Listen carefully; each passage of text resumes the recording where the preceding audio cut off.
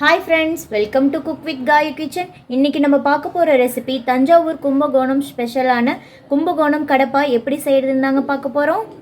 ரொம்ப எளிமையான முறையில் என்னோடய ஸ்டைலில் செஞ்சு காட்ட போகிறேங்க. அதுக்கு முன்னாடி நம்ம சேனலை யாரெல்லாம் என்ன சப்ஸ்கிரைப் பண்ணலையோ ப்ளீஸ் மறக்காமல் சப்ஸ்கிரைப் பண்ணிக்கோங்க. பெல் ஐக்கானை கிளிக் பண்ணிவிட்டு கீழே ஆள் கொடுங்க. அப்போ தான் நான் போடுற வீடியோ உங்களுக்கு உடனுக்குடனே வருங்க. கும்பகோணம் கடப்பா பண்ணுறதுக்கு என்னென்ன பொருள்னு தேவைன்னு பார்க்கலாங்க. 2 கைப்பிடி அளவுக்கு பாசிப்பருப்பு எடுத்து நல்லா கழுவி வச்சுருக்கேங்க. 100 கிராம் அளவுக்கு இருக்குங்க இந்த பாசிப்பருப்பு. 4 உருளைக்கிழங்கு எடுத்து கழுவிட்டு ரெண்டாக கட் பண்ணி வச்சுருக்கேங்க.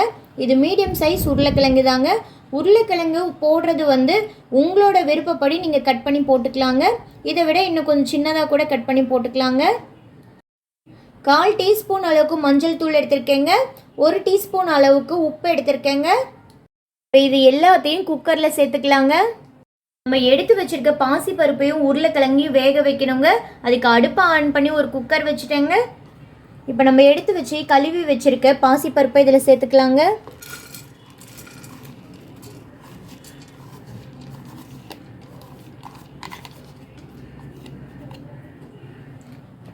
அடுத்தது நம்ம கழுவி வச்சிருக்க உருளைக்கிழங்கையும் சேர்த்துக்கலாங்க. பருப்பும் உருளைக்கிழங்கும் மூழ்கிற அளவுக்கு தண்ணி ஊற்றிக்கலாங்க. நம்ம எடுத்து வச்சிருக்க மஞ்சள் தூளும் உப்பும் சேர்த்துக்கலாங்க. இதை நல்லா ஒரு டைம் கலந்து விட்டுறலாங்க. இப்போ மூடி போட்டுட்டு 4 விசில் விட்டு எடுத்துக்கலாங்க. கும்பகோணம் கடப்பா குழம்பு வைக்கிறதுக்கு அதுக்கு ஒரு ஸ்பெஷல் மசாலா அரைக்கணுங்க. அதுக்கு தேவையான பொருள் தாங்க எடுத்து வச்சுருக்கேன். என்னன்னு பார்க்கலாங்க. 3 கிராம்பு எடுத்திருக்கேங்க. ஒரே ஒரு அன்னாசி முட்டை எடுத்திருக்கேங்க. 3 பட்டை எடுத்திருக்கேங்க. ஒரே ஒரு பிரிஞ்சி இலை எடுத்திருக்கேங்க. 1 டேபிள் ஸ்பூன் அளவுக்கு சோம்பு எடுத்திருக்கேங்க. இந்த ஸ்பைசஸ்லாம் கொஞ்சம் கம்மியாக தாங்க போடணும். அதிகமாக போட்டிங்கன்னா பிரியாணி டேஸ்ட் வந்துடுங்க. 5 பச்சை மிளகாய் எடுத்திருக்கேங்க. 1 கைப்பிடி அளவுக்கு தேங்காய் எடுத்திருக்கேங்க. உங்களோட காரத்துக்கு ஏற்ப நீங்கள் பச்சை மிளகாய் சேர்த்துக்கலாங்க. ஒரு மிக்ஸி ஜாரில் சேர்த்துட்றேங்க. முதல்ல நம்ம எடுத்து வச்சுருக்க தேங்காவை சேர்த்துடலாங்க. பச்சை மிளகாவையும் சேர்த்துக்கலாங்க.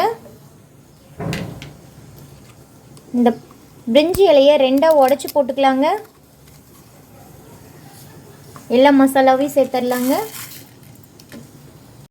இதில் கொஞ்சமாக தண்ணி ஊற்றி கொரகொரப்பாக அரைச்சி எடுத்துகிட்டு வந்துடலாங்க. மிக்ஸி ஜாரில் போட்டு அரைச்சி எடுத்துகிட்டு வந்துட்டேங்க. இந்த அளவு கொரகொரப்பாக அரைச்சி எடுத்துகிட்டு வந்துட்டால் போதுங்க. இப்போ இதை ஒரு சைடு வச்சிடலாங்க. நம்ம குக்கரில் போட்ட பாசி பருப்பும் உருளைக்கிழங்கும் நல்லா வெந்துருச்சுங்க. தனித்தனியாக பிரித்து எடுத்து வச்சுருக்கேங்க. உருளைக்கிழங்கோட தோலை மட்டும் உரித்து எடுத்து வச்சுக்கலாங்க. இப்போ மசிச்சு விட்டுறக்கூடாதுங்க உருளைக்கிழங்க. நம்ம போடும்போது நான் சொல்கிறேன் எப்படி மசிக்கணும்னா அந்த மாதிரி மசிச்சு எடுத்துக்கலாங்க. இப்போ கும்பகோணம் கடப்பா குழம்பு செய்யறதுக்கு ஸ்டார்ட் பண்ணிடலாங்க. அடுப்பை ஆன் பண்ணி ஒரு வடை சட்டி வச்சுட்டேங்க. 4 டேபிள் ஸ்பூன் அளவுக்கு எண்ணெய் விட்டுக்கலாங்க.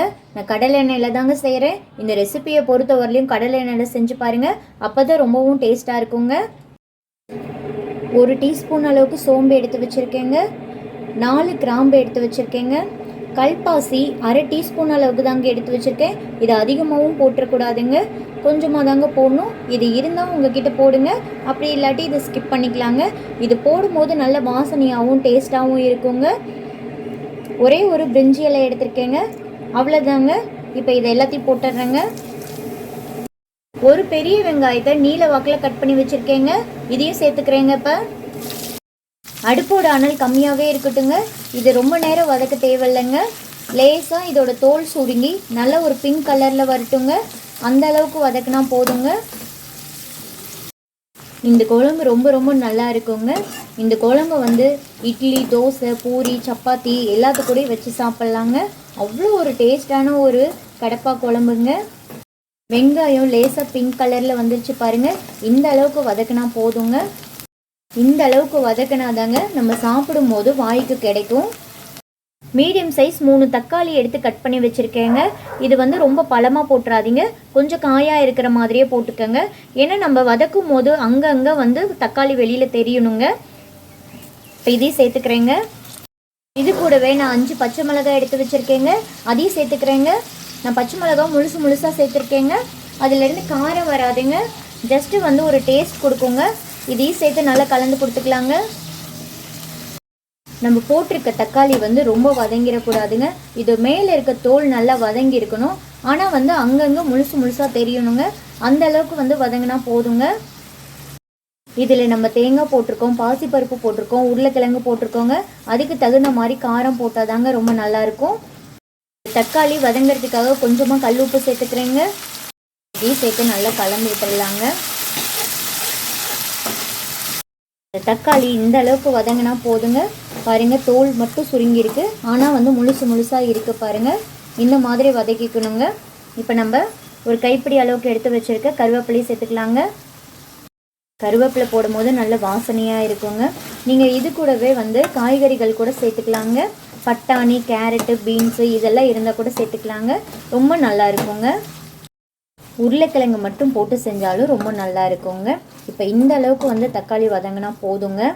இப்போ நம்ம வேக வச்சு எடுத்து வச்சுருக்க உருளைக்கிழங்கு பார்த்திங்களா, அதிலேருந்து தோல் எல்லாம் உரிச்சிட்டேங்க. இப்போ இந்த உருளைக்கிழங்கு ஒன்று எடுத்து இப்படி ஒன்றும் பாதியமாக வந்து உடச்சி விட்டுக்கணுங்க. அங்கங்கே வந்து முழுசாக உருளைக்கிழங்கு இருக்கணுங்க.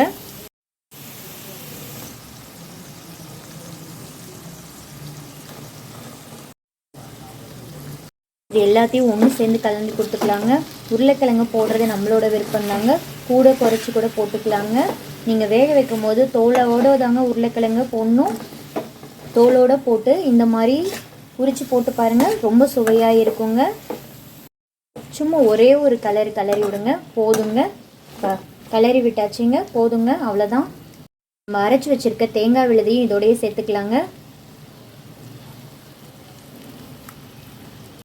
மிக்ஸி ஜாரை கழுவிட்டு கொஞ்சமாக தண்ணி ஊற்றிக்கிறேங்க. ஒரு அரை டம்ளர் அளவுக்கு இருக்குங்க, அவ்வளோதாங்க தண்ணி ஊற்றுறேன். அடுப்போட அனலை நல்லா ஃபுல்லாக வச்சுட்டு கிளறி விட்டுடலாங்க. பார்க்கும்போது இப்போயே சாப்பிடணும் போல் இருக்குதா? அப்படியே இருக்கும் கண்டிப்பாக. இது நல்லா கொதிஞ்சு ஒரு கொதி வரட்டுங்க. இப்படி ஒரு கொதி வந்தால் போதுங்க. இந்த ஸ்டேஜில் நம்ம வேக வச்சு எடுத்து வச்சுருக்க பாசி பருப்பை சேர்த்துக்கலாங்க.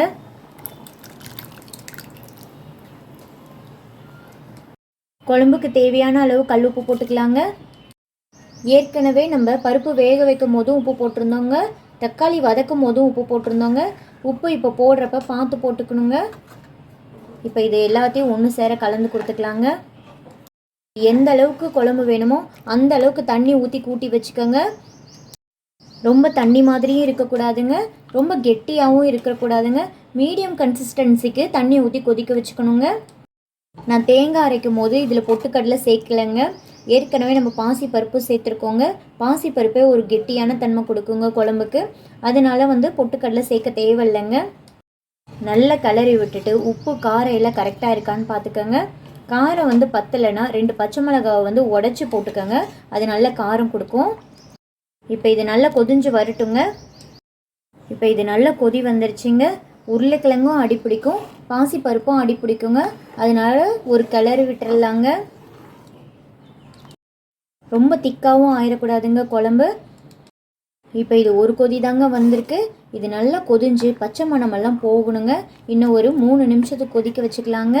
அடுப்பானால் மீடியமாகவே வச்சு கொதிக்க விட்டுக்கலாங்க. 3 நிமிஷத்துக்கு அப்புறம் இதை பார்க்கலாங்க. அடுப்பானால் மீடியமாகவே வச்சுக்கோங்க. 3 நிமிஷம் நல்லா குழம்பு கொதிஞ்சிருச்சுங்க. நல்லா வாசமாகவும் இருக்குங்க. குழம்பும் நல்லா திக்காயிருச்சுங்க. இந்த அளவுக்கு வந்து கொதிஞ்சா போதுங்க. இதுக்கு மேலே கொதிஞ்சிச்சுன்னா குழம்பு நல்லா கெட்டியாயிருங்க. இந்த அளவுக்கு குழம்பு இருக்கும் போதே ஸ்டவ் ஆஃப் பண்ணிடலாங்க. நம்ம கும்பகோணம் கடப்பா குழம்புக்கு மிளகாத்தூள் போடக்கூடாதுங்க.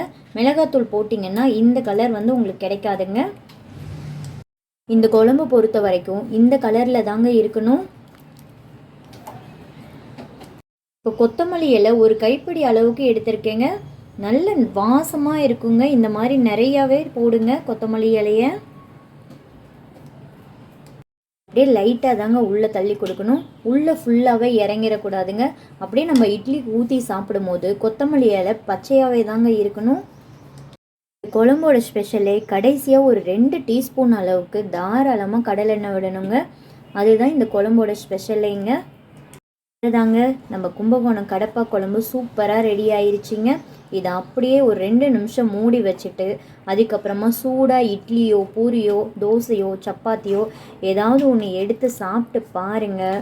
அப்படியே அமிர்தம் மாதிரி இருக்குங்க. இந்த கும்பகோணம் கடப்பா பார்த்தீங்கன்னா ஒரு பாசிப்பருப்பு சாம்பார் மாதிரியும் இருக்கும், உருளைக்கிழங்கு குருமா மாதிரியும் இருக்குங்க. அப்படியே சுட சுட இட்லிக்கு போட்டு சாப்பிட்டு பாருங்க, அம்புட்டு ருசியாக இருக்குங்க. இதில் நம்ம போட்டிருக்க மசாலா பொருள் வந்து அளவோடு போடணுங்க, அதிகமாக போட்டுறக்கூடாதுங்க. அதிகமாக போட்டுட்டா டேஸ்ட் வந்து மாறி போயிடுங்க. வீடியோவில் என்ன அளவுகள் சொன்னனோ அதை மறக்காமல் வந்து அப்படியே ஃபாலோ பண்ணுங்கள். நான் சமைச்ச இந்த கும்பகோணம் கடப்பா குழம்பு உங்களுக்கு பிடிச்சிருந்துச்சுன்னா மறக்காமல் ஒரு லைக் கொடுத்துருங்க ப்ளீஸ். நம்ம சேனலில் யாரெல்லாம் என்ன சப்ஸ்கிரைப் பண்ணலையோ மறக்காமல் சப்ஸ்கிரைப் பண்ணிக்கோங்க. பெல் ஐக்கானை கிளிக் கொடுத்துட்டு கீழே ஆல் கொடுங்க. அப்போ தான் நான் போடுற வீடியோ உங்களுக்கு உடனுக்குடனே வருங்க. உங்களுக்கு என்ன ரெசிபி வேணுமோ அதையும் வந்து கமெண்ட் பாக்ஸில் சொல்லுங்கள், கண்டிப்பாக நான் செஞ்சு காட்டுறேன். நாளைக்கு ஒரு புது ரெசிபியோடு உங்களை சந்திக்கிறேங்க. தேங்க்ஸ் ஃபார் வாட்சிங். Bye friends.